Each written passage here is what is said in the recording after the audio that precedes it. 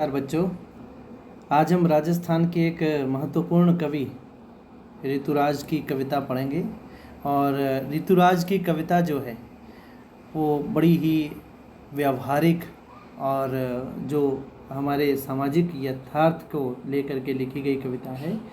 माँ बेटी के बीच में एक प्रकार का वार्तालाप है और जो स्त्री के जो परंपरागत जो आदर्श होते हैं उनसे हटकर एक नई शिक्षा जो है ये कविता देती है। कवि ये मानता है कि समाज में जो सामाजिक व्यवस्था है उसके द्वारा स्त्रियों के जो आचरण संबंधी जो प्रतिमान हैं वो गढ़ लिए जाते हैं, उनको रूढ़ बना दिया जाता है और उन आदर्शों के बंधन में स्त्रियां जो है वो बंधी रहती हैं। लेकिन कवि जो है इससे आगे लेकर के जाना चाहता है। वो ये बात कहता भी है कि भाई लड़की जैसी न दिखाई देना, ये एक प्रकार का जो आदर्श है उसका विरोध है, उसका प्रतिकार जो है कवि ने किया है। माँ जो है, बेटी और माँ, ये सब दोनों जो हैं बहुत अपने आप में निकट होती हैं, बहुत पास होती हैं, सुख दुख की साथी होती हैं, इसीलिए इनको जो है वो अंतिम पूंजी जो है कवि ने कहा है। और कवि के अंदर जो है ये सीधा भावुकता ही नहीं है बल्कि अनुभवों की पीड़ा भी है, एक प्रामाणिक अभिव्यक्ति भी है। माँ के बीच में, माँ के मन में जो संशय है उसको भी लेकर के कवि आए हैं। तो ये जो कविता छोटी अवश्य है लेकिन ये कविता इतना बड़ा संदेश दे जाती है कि हमें जो है भावना में बह कर के कभी भी अपने कार्यों को पूर्ण नहीं करना चाहिए। भावना में जब तक हम लोग बहेंगे, भावना से नहीं बल्कि यथार्थ से अपने आप को अपना परिचय जो यथार्थ से परिचय कराते हुए फिर जो है हमें आगे बढ़ना चाहिए। अपने आसपास होती घटती हुई घटनाओं को कभी भी व्यक्ति को दरकिनार नहीं करना चाहिए, भावना में बह कर के कभी निर्णय नहीं लेना चाहिए। ये एक कन्यादान कविता के माध्यम से कवि ने माँ के द्वारा जो है दिया गया एक संदेश है और समाज में जो रूढ़िवादिताएं हैं उनसे हट करके जीवन के यथार्थ रूप में आगे बढ़ने के लिए जो है प्रेरित करती हुई ये कविता है। कविता पढ़ते हैं कि कितना प्रामाणिक था उसका दुख, लड़की को दान में देते वक्त जैसे वही उसकी अंतिम पूंजी हो। प्रामाणिक का मतलब क्या होता है? सच्चा या वास्तविक, जिसको अपने कह सकते हैं। ये उसका यानी माँ का दुख है। माँ का ये वास्तविक दुख था जब वो अपनी लड़की को दान देते वक्त, दान देना मतलब विवाह की जो रीति है जिसमें कन्या को दान दिया जाता है, कन्या ये वैवाहिक हमारी जो रीति है, और उसमें जैसे वही उसकी अंतिम पूंजी हो। माँ की जो अंतिम पूंजी कौन है? बेटी है। और ये अंतिम पूंजी इसको इसलिए माना जाता है क्योंकि सुख में दुख में जो सबसे निकट कौन होती है? माँ बेटियाँ ही दोनों आपस में एक दूसरे के निकट होती हैं। इसीलिए लड़की जो है वो माँ के लिए अंतिम पूंजी है क्योंकि वही उसके नज़दीक है, वही उसके निकट रहती है, इसी कारण वह अंतिम पूंजी है। तो उसका जो दुख था वो यानी अपनी बच्ची को जो सौंपने का, जो पारंपरिक रूप से यदि हम देखें तो वो प्रत्येक माँ के लिए जो है वो कष्टदायी होता है। दान देते वक्त वो मतलब ऐसा महसूस करती है कि यही उसकी अंतिम पूंजी, क्योंकि सुख दुख में साथ देने वाली वही होती है और वही उसकी अंतिम पूंजी है और वही उसने उसको क्या कर दिया? दान कर दिया। लड़की अभी, फिर वो आगे बढ़ते हुए माँ कहती है कि लड़की अभी सयानी नहीं है। सयानी का मतलब क्या होता है? समझदार, जिसको अपने सयानी मतलब समझदार, जिसको अपने कह सकते हैं।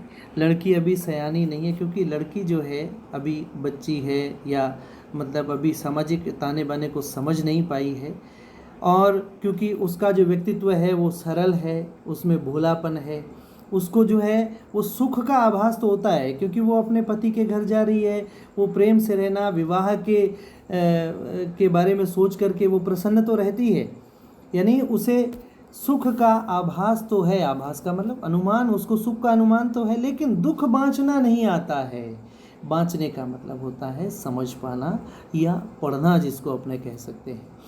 यानी अभी उसको ये है कि उसको खुशी इस बात की है कि उसका विवाह हो रहा है, वो भावुकता में है, भावना के वश में उसमें सुख का आभास तो उसको हो रहा है, सुख का अनुमान तो उसको हो रहा है, लेकिन उसके बाद में जो सामाजिक ढांचा जिस तरह से आगे बढ़ता है, क्योंकि माँ को तो इस बात का पता है, सामाजिक जो ढांचा आगे बढ़ता है, समाज के अंदर जो आगे भविष्य में होने वाले कष्ट हैं, समस्याएं हैं या जो संघर्ष है, उसको पढ़ना, उसको समझ पाना जो है वो समझना अभी बच्ची जो है वो लड़की जो है वो नहीं जानती है। पाठिका थी वह धुंधले प्रकाश की, पाठिका मतलब पढ़ने वाली, पाठिका थी वह धुंधले प्रकाश की, कुछ तुकों और कुछ लयबद्ध पंक्तियों की। यानी कवि क्या कह रहा है, कुछ तुकों और कुछ लयबद्ध पंक्तियों का मतलब क्या है कि जीवन के केवल सुखद जो पक्ष है उसकी ही कल्पना करती है। पाठिका थी वह धुंधले प्रकाश की, यानी जिस तरह से धुंधले प्रकाश में किसी कविता को पढ़ते हैं तो उसके तुक और लयबद्ध चीज़ें तो समझ में आती हैं, लेकिन उसकी गहराई तक जो है वो नहीं पहुंचा जा सकता। ठीक वही जो कवि है वो ये कह रहे हैं कि अभी तुम ही जो है वो धुंधले प्रकाश की ही पढ़ने वाली हो, अभी तुम जीवन की वास्तविकता को समझ नहीं पाई हो। यानी तुकों और लयबद्ध पंक्तियों की बात जो है ये क्या है, लाक्षणिक करता है। इस पूरे के अंदर जो है, इस पूरी कविता में कौन सी शब्द शक्ति है, लक्षणा शब्द शक्ति है। आप यदि विशेष लिखते हैं उस समय यदि लिखना चाहें तो आप इसमें के अंदर आप क्या है, लक्षणा शब्द शक्ति का उपयोग किया गया है इस कविता में। और ये लाक्षणिक शब्द ही है, कौन सा, कि कुछ तुकों और कुछ लयबद्ध पंक्तियों। मतलब क्या है कि विवाहित जीवन के केवल सुखद पक्ष की कल्पना में ही खोए हुए है वो बच्ची, वो लड़की जो है। तो इसमें लक्षणा शब्द शक्ति है। भाषा में यदि हम बात करें तो तत्सम, तद्भव और उर्दू की शब्दावली है, इसमें खड़ी बोली हिंदी की भाषा है। तो यही क्या है, इसके अलावा क्या है, इसमें लक्षणा शब्द शक्ति की मैंने आपको बात बता दी है। लाक्षणिक शब्दावली तो है ही है। तो वो क्या है कि कुछ तुकों और कुछ लयबद्ध पंक्तियों की, यानी वैवाहिक जीवन के केवल सुखद पक्ष की कल्पना ही आती है उसको जो है वो पाठिका केवल किसकी है, वो धुंधले प्रकाश की पाठिका है। माँ ने कहा पानी में झांक कर अपने चेहरे पर मत रीझना, आग रोटियां सेकने के लिए है, जलने के लिए नहीं।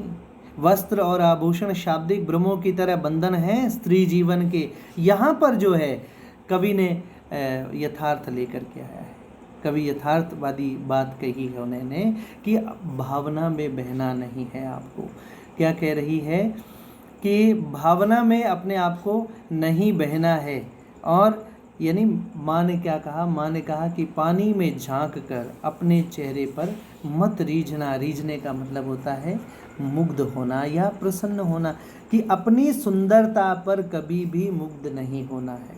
ये सुंदरता कहीं पर तो किसी को सुंदर लगती है और किसी के लिए ये ईर्ष्या का पर्याय भी जो है बन जाती है। और इससे क्या होता है, आपसी द्वंद्व पैदा हो जाता है, परिवार में संघर्ष पैदा हो जाते हैं, अंतर्विरोध पैदा हो जाते हैं। और अंतर्विरोध के बाद में उन्होंने फिर क्या कहा है कि ये आग जो है वो रोटियां सेकने के लिए है, जलने के लिए नहीं। यहाँ भी जो है वो लाक्षणिक शब्द शक्ति है। तो आग क्या है, फिर क्या कहा है कि भाई आग जो है परिवार चलाने के लिए, अपने रोटियां सेकने के लिए, जलने के लिए नहीं। कई बार क्या होता है कि हम भावना में बह जाते हैं और भावना में बहने के बाद में क्या है, जब हमारे बीच में संघर्ष आता है तो कुछ एक लड़कियों के साथ कुछ एक लड़कियां जो हैं आग में जलकर अपनी आत्महत्या तक कर देती हैं। फिर वो जीवन की वास्तविक, इसीलिए तो कवि कह रहा है कि भाई समझ करके रहिए, इतने सरल मत बनिए, अपने आप को इतना कोमल मत बनाइए, वास्तविक जीवन से भी आप वाकिफ़ हो जाइए, उसकी जानकारी भी आपको होनी चाहिए। और जब हम वास्तविकता से परिचित होंगे तब हम ऐसी आत्महत्या जैसी जो है वो कार्य कभी नहीं करेंगे। तो उन्होंने कहा कि भाई आग रोटियां सेकने के लिए उन संघर्षों से लड़ना सीखिए, उन संघर्षों से पलायन नहीं करना है, यानी जलने के लिए नहीं है। अब जीवन में कठिन परिस्थितियाँ आई तो उससे लड़ कर के आगे निकलना है, उनसे पीछे नहीं हटना है, पलायनवादी नीति को नहीं अपनाया है। फिर उसने एक और अच्छी बात कही है कि वस्त्र और आभूषण शाब्दिक भ्रमों की तरह, यानी जो वस्त्र और आभूषण हैं वो क्या है, शाब्दिक भ्रमों की तरह है। जिस तरह से एक चालाक व्यक्ति जो है शब्दों का भ्रमजाल पैदा कर देता है, उसी तरह ये जो पहनावा है या ये जो आभूषण है, ये क्या है, ये भावनात्मक शोषण होता है एक प्रकार से। इस शोषण में मत चली जाना, इस भ्रम में मत चली जाना। ये क्या है, ये बंधन है स्त्री जीवन की, ये महिलाओं के जीवन के जो हैं वो बंधन है। ऊपर वाली जो लाइन आई ना कि वस्त्र और आभूषण शाब्दिक भ्रमों की तरह, इसमें उपमा अलंकार है। कौन सा अलंकार है इसमें, उपमा अलंकार है इसमें। यानी ये वस्त्र और आभूषण क्या है, ये शब्दों के भ्रम की तरह हैं, ये महिलाओं का बंधन है। इससे महिला का शोषण होता है कि भाई हम आपको फला आभूषण दिलाएंगे, हम आपको फला जो है वो अच्छे वस्त्र पहनाएंगे। उससे क्या होगा कि हम आगे बढ़ने के बजाय पीछे हटने का कार्य जो है कई बच्चियां जो कर लेती हैं, आगे नहीं बढ़ पाती हैं, वहीं तक टिक जाती हैं फिर वो, और उसमें ही परिवार में लोग जो हैं वो भावनात्मक रूप से इन बच्चियों का जो शोषण करते हैं कि ये क्या है, ये आभूषण और वस्त्र क्या है, ये एक ब्रह्मजाल है, शब्दों के ब्रह्मजाल की तरह है। तो इसमें है आपको नहीं फंसना है। फिर लड़की जो अंत में सीख देते हुए माँ जो बच्ची को क्या कहती है कि माँ ने कहा कि लड़की हो ना, पर लड़की जैसी दिखाई मत देना।